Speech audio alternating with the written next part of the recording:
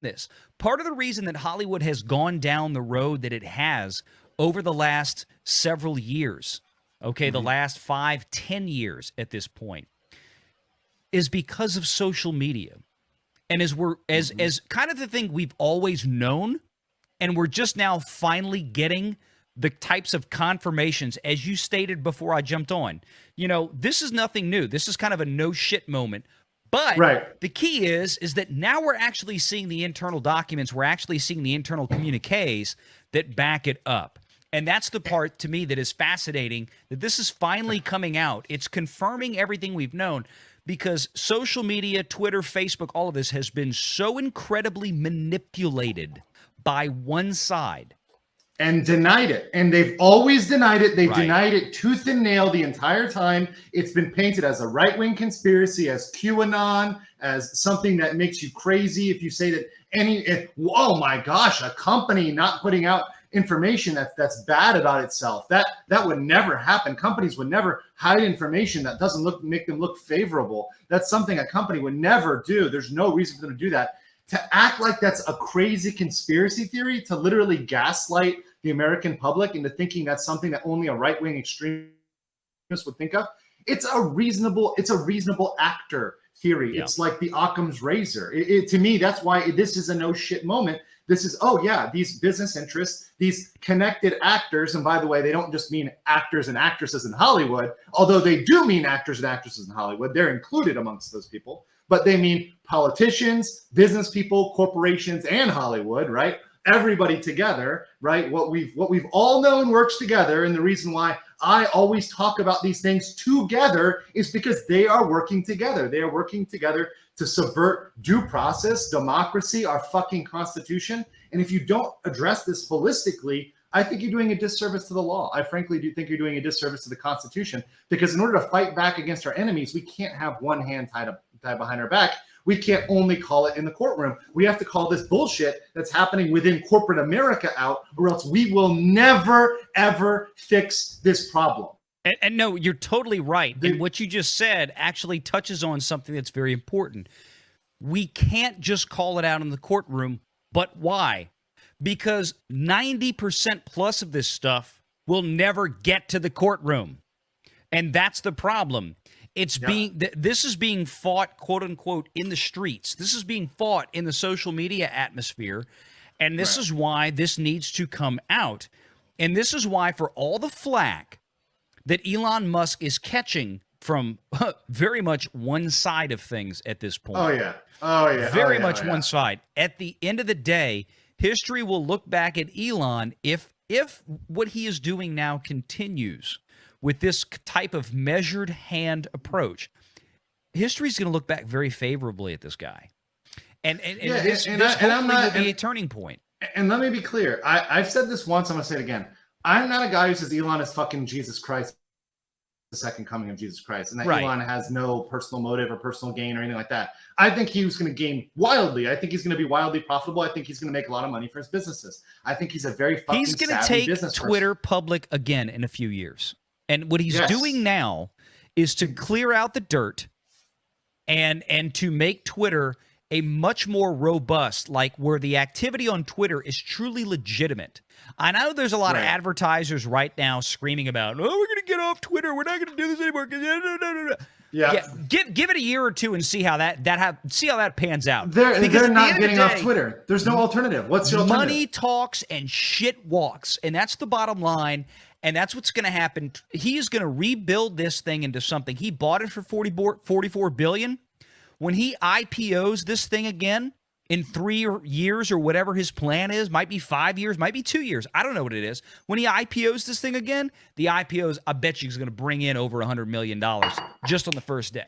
He's gonna break the fucking bank on this, because they're gonna know he cleaned out all the bots. The bias is gone. Right, he's going to have monetization mechanisms, which I think Twitter is way behind on allowing creators to monetize. Literally every other platform is getting on that.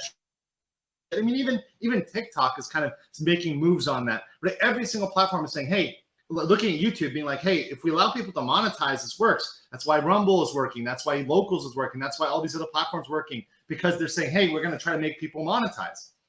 Now, they're all the other platforms aren't there yet. And I think the woke crowd that says we're leaving Twitter is discovering what the right has known for years. It's easier said than done to say, oh, I'm leaving Twitter. I'll go to the woke version, right? And then that fails or that dies or nobody joins or just becomes an echo chamber of a very specific type of person, right? You know, it becomes commie Twitter, right? And that's it. Nobody wants to be on commie Twitter because that's a circle jerk. That's a forum. If you want to join a forum, you'll join a forum. Twitter has never been a circle jerk. It's never been something that's just an internet forum for one specific interest group. And if it became that, I don't think people would want to be on it. That's not the draw of Twitter. The draw of Twitter is everybody is there. All the content creators are there. That's why when I sent him a DM with the link, it was on fucking Twitter. Now, yes, I happen to know Valiant personally, and I happen to have other methods to contact Valiant, but it just happens to be a very fucking convenient method. It is. Because we're all on Twitter and we're all watching it. So they've done this. They've created this. They have this value that no other platform has. Well, and that's why it's not going to be easily replaced by really anything at this point. No, they can't replace it. It won't, Andrew. And let me bring this up because this is something that a lot of non-YouTubers don't understand. But you and I do, and you just brought it up, is that, you know, people watch folks like us on YouTube, you know, and they hear about our different channels and all this kind of stuff. There's no real other way that YouTubers reliably communicate other than Twitter. Like if I have to send, if I need to get, hey, Andrew, here's a StreamYard link, I send it to you on Twitter. That goes for every other YouTuber out there. We all use, as YouTubers, Twitter DMs, direct messages. That has been the case for years. And I've told folks, I never wanted to get engaged in Twitter. I hated Twitter.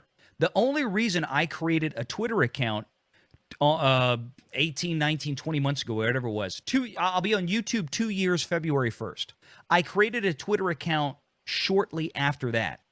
The sole purpose for that was so Valiant Renegade could communicate with his other YouTuber friends. And that was it. You know, apart from that, I didn't give a flying shit about Twitter. Now, Twitter's actually becoming a fun place to be.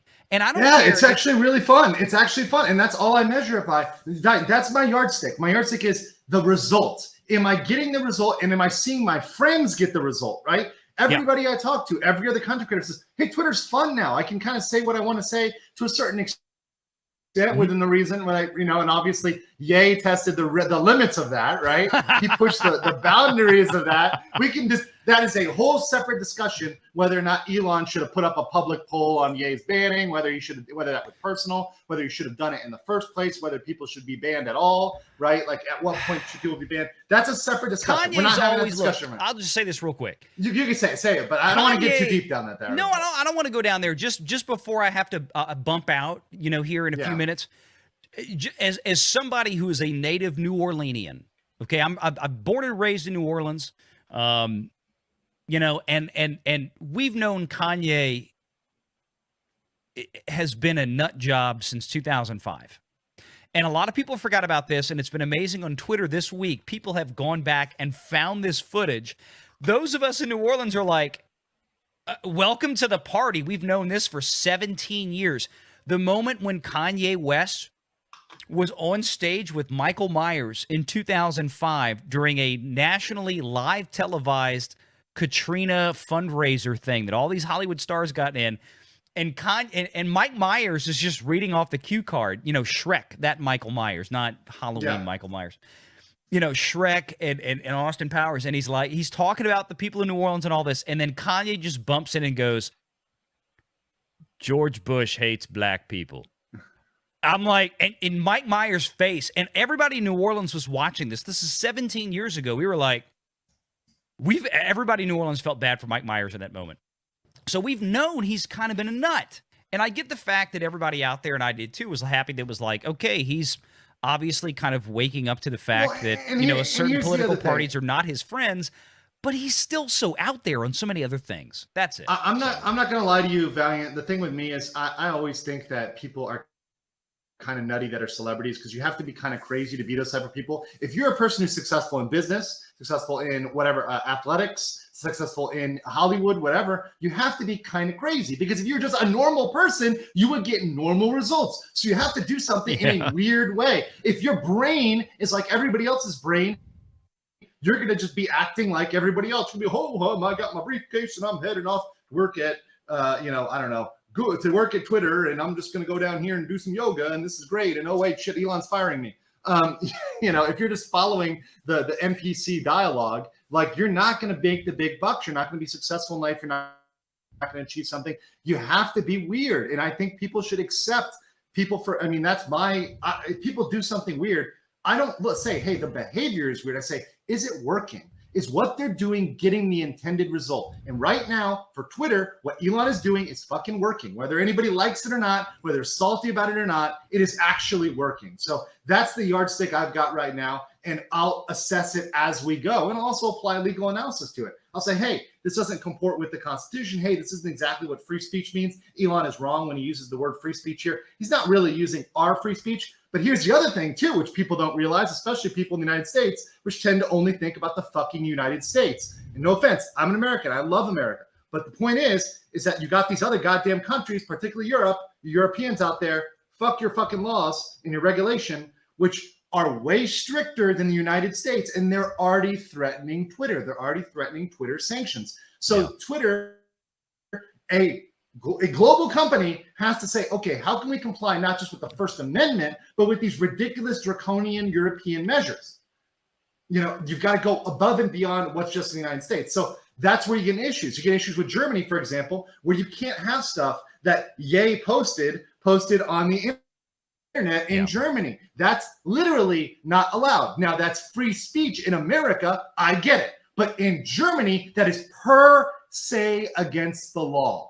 So do you get what we're saying here? Twitter is operating on multiple levels. They're not just operating in the United States. Oh, we're just in the United States right now. No, they're a global corporation. They have to understand global compliance. Now, that being said, Valiant, I think we should call companies out when they cuck to people like the CCP, like Apple did, shutting down AirDrop in order to suppress dissent. I do think there are boundaries. Yes, I understand you've got to comply with global laws, but when you've got stuff like what's going on in the CCP and you're bending over backwards for Winnie the Pooh to take it in your poop chute for Winnie the Pooh, exactly. I'm done with you. But why do our politicians have to act like the CCP?